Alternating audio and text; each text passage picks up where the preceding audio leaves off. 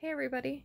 Um, well, I'm moving in like 11 days or at least my stuff is moving in 11 days, and I'm doing this video from bed because this is day 3 stuck in bed. Um, I get these spells about once every 3 months or so. I sometimes they hit me more often. Um, the one I had in, I think it was like in November, that one that I ended up going to the ER for.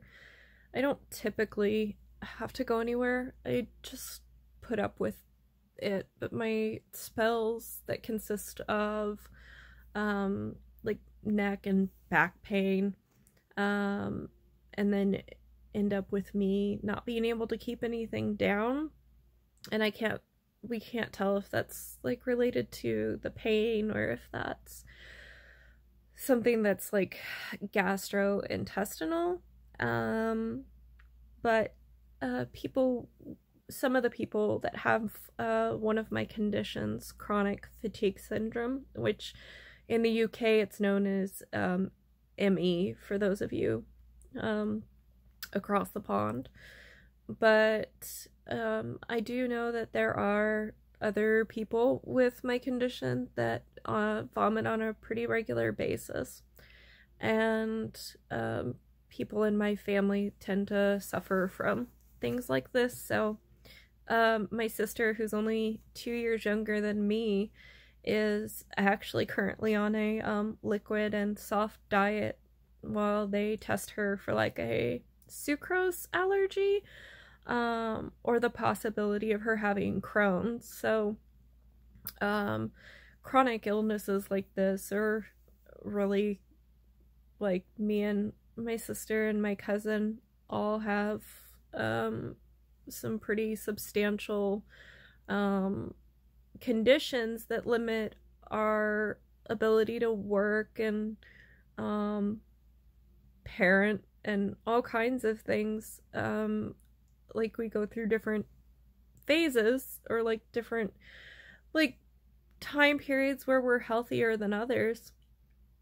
But I mean, and we all have varying levels, but like right now, my sister, the last time I spoke to her anyways, she'd been doing pretty well, and she'd been working on and off. Like, we tend to do gig work or, you know, stuff like that, just because a typical 9 to 5 isn't going to work, and we have other, you know, conflicting issues, personal, but anyways, that means that a lot of times I will overdo it. So people with chronic fatigue, and I also have fibromyalgia and polycystic ovarian syndrome, premenstrual dysphoric disorder, and mitral valve, which is a heart thing.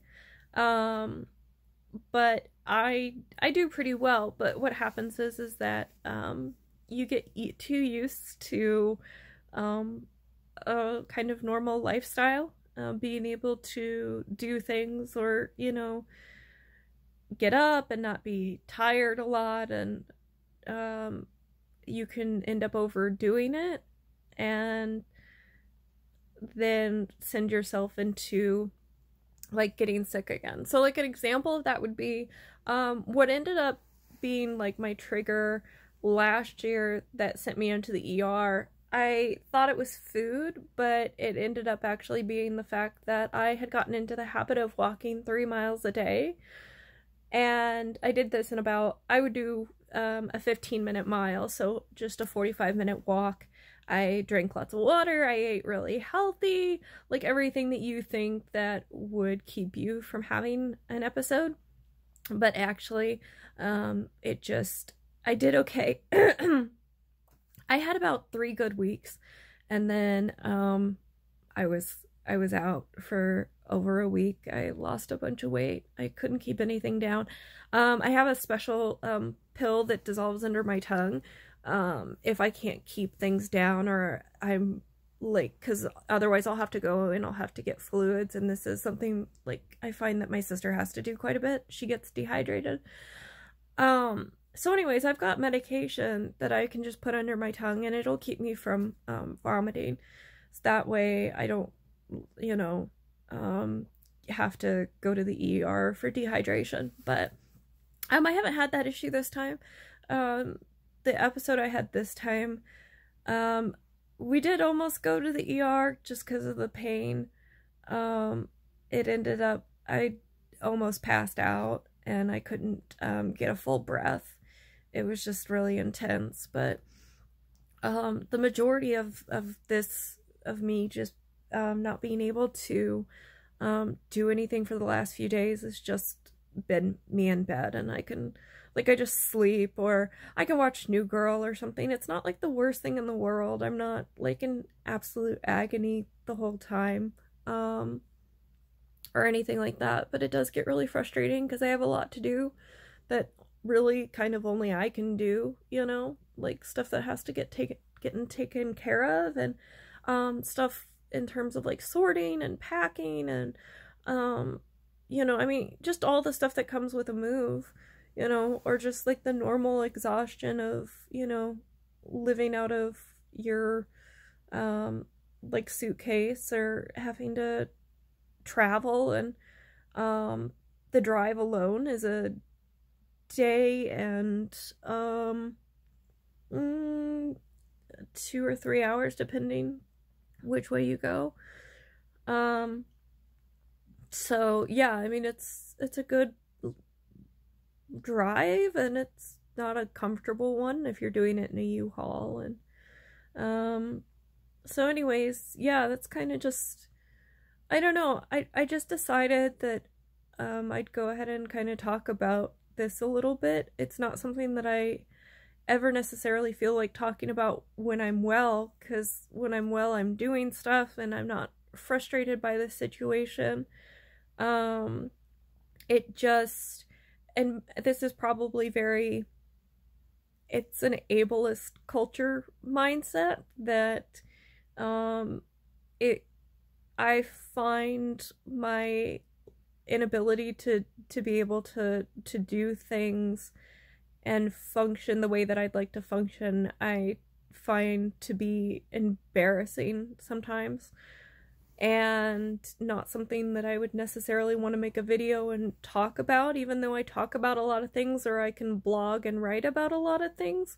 You know, it's a very weird place to be in, to have gone to school and you know, gotten your education, and to feel like at least that you worked hard and have creativity and like all of these other things, and not be using, I don't know, I guess maybe not using my abilities the way that I ought to be able to, or to be able to financially contribute more, you know, to our households, or to be able to like maybe be a more active parent, and be involved in things that I think a lot of other people get to be involved in, or have the energy to be involved in. But if the roles were reversed and somebody was coming to me and telling me about their situation, in no way, shape, or form would I ever judge them. I would never think less of them. You know, it's simply the fact that regardless of my condition, and even for my sister who has it worse, and has like you know, already has rheumatoid arthritis and peripheral neuropathy and fibro and sciatica and like degenerative disc, like all of this shit, you know, and still doesn't qualify for disability. The fact that neither one of us qualify, it ends up kind of making you feel like, societally speaking, that you're in this like because you didn't qualify, even if you should, you know, that somehow you're a lazy piece of shit. And that that is completely a culture, like our cultural mindset. Like it's I don't know if it's an American or if it's a Western or if it's just, you know, I mean, like I'm not sure, like, but it's definitely the culture like that I was raised in, you know, and I feel like definitely in terms of like a Midwestern work ethic, you know, like you either, you know, you work, and like if you don't work, you know, then you're helping, and like you're at home and you're taking care of the, like you're contributing something. And because my kid is old enough to where like she does not need me to be home, like that's not even close to being the situation. And because of that, and being, you know, raised with that, and firmly like having that deep-seated idea, I very much have an issue in terms of self-esteem, because my self-esteem was always, you know, tied to what I could achieve in terms of either, you know, educationally speaking, or, you know, monetarily through the work and the things that I produce, or, you know, whatever. And because I can't do that, like a lot of times, but I feel normal, like, and I definitely look well and I appear well to everybody else, it's very easy to forget my limitations. And then as soon as I get a burst of energy, I end up doing stuff that leaves me in this situation. And I honestly, I don't have anyone else to blame but myself in terms of like being stuck in bed for 3 days, which honestly, like, it's more than likely, like, it can be up to 5 or more. You know, I don't know that tomorrow I'm gonna feel better. I'm really hoping that I do. Like, that would be awesome, because I, like, have stuff I want to do. But to feel good physically most of the time, you know, but to still have, like, these invisible lines, or like these invisible limitations, you know, and then to turn around and like be perfectly well, but, you know, have a good severe, you know, bout of depression. It's just this awful cycle where like it ends up making me feel like I didn't end up getting anywhere or achieving anything, or that I'm not contributing anything, when in reality I contribute a lot and I do a lot of things for a lot of people. It's just, it's a hard thing to see, you know, when you're stuck in bed, or like when you're, you know, like when you can't do the things that you want to do, and it looks, or at least it appears, like everybody else around you is capable of, you know, achieving those things. And I mean, I'm not going to pretend like I don't like the idea that people think that I am a productive person, or that I'm constantly working, or that I'm achieving a lot of things. And I don't mind the fact that people get that perception, you know, even though I'm completely open and honest in my personal life, or, you know, when people ask me, I don't feel like I'm putting out a fake persona, but I'm more than willing to let people think the better, or at least see me that way, and thus contributing to that culture that makes me feel that way. So I just kind of felt like maybe I'd take the time to express that, and that it sucks and I'm like stressed out and irritated, and but I'm confident. I don't know, things always end up working working out. Like, I'll get better, and I'm very, you know, efficient and productive when you know, when I've got that ability. So I feel like I'm gonna be able to get everything done the way that I want to, and that we'll get out there, and like it'll be okay. It's just not the position that I wanted to be in, and it sucks when you're in a lot of pain, and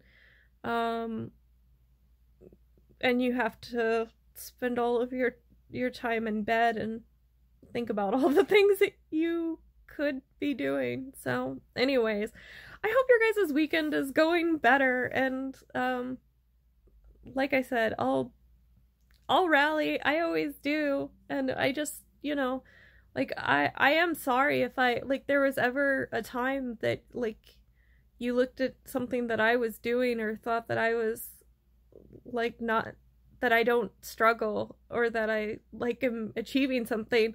I mean, I don't look at it like that. I guess maybe because I know better, you know, but like, I mean, this is my life. This is usually like what I'm going through, and I'm very, very fortunate to have really understanding family and friends, and my husband's like really good about helping me out, and he bears a lot of the like responsibilities and stuff. So anyways, yeah, I mean, I hope you guys are all doing well, and oh, and have a good Memorial Day vacation if that's something that you get to do. So anyways, y'all have a good night.